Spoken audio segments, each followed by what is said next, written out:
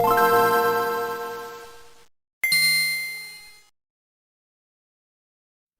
everyone, welcome to my new devlog about the infamous Fangame I'm currently making. It's been a while since I've uploaded an update on the project, but I've made some decent progress since then. As you may have seen in the title, I added rockets for the different abilities, so let's start with that. The smoke rocket or cinder missile was the easiest. It's basically a bigger bullet that has no special behavior apart from being really powerful.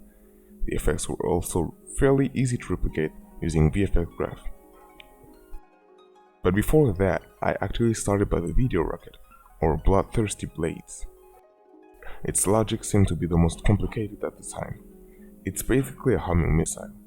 I carefully studied footage of the original game, and that's what I had to make.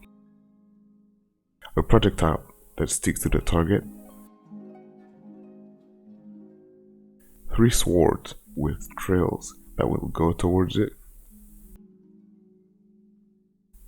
Notice also how the swords launch off at a slight delay. I made the initial projectile stick by making it a child of the object it lands on. I then tried to make the sword move using only VFX graph, but that wasn't successful.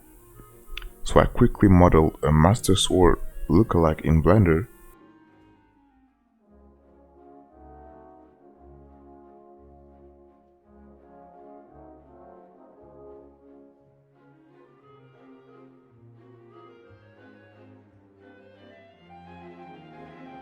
and did it through script.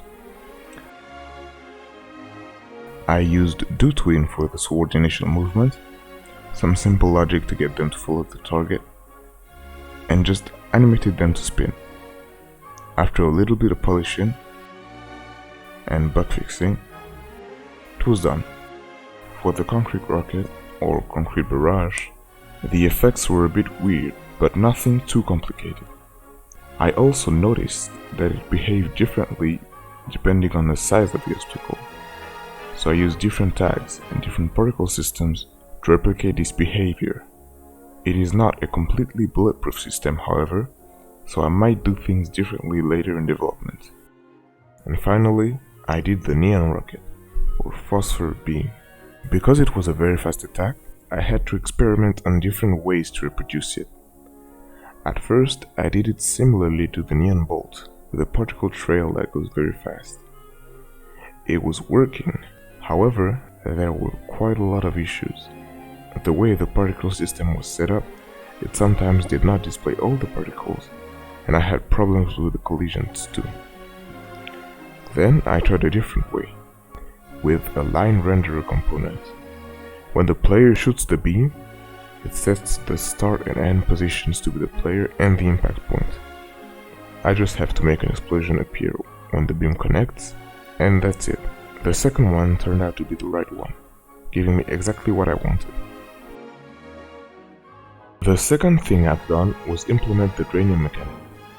I thought it was necessary at this point because I started to work on ranged attacks, the ones that drain the power bar. This was very simple code-wise, but it was quite complicated to replicate the visual effects. But thanks to a little trick in VFX graph, I still managed to get it right.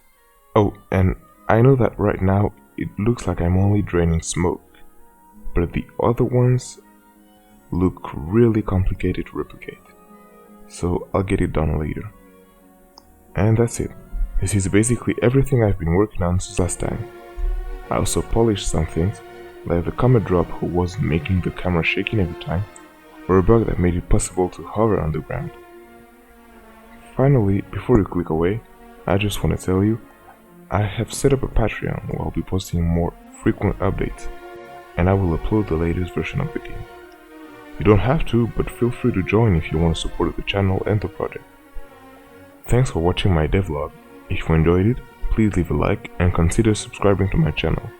More videos are coming. See you next time!